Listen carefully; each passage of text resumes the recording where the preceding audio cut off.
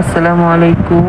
আমরা রূপপুর এবং পারমাণবিক কেন্দ্র গ্রিন সিটি থেকে ঘুরে আসলাম। এই ভিডিওটা ছিল ঈদের দিন।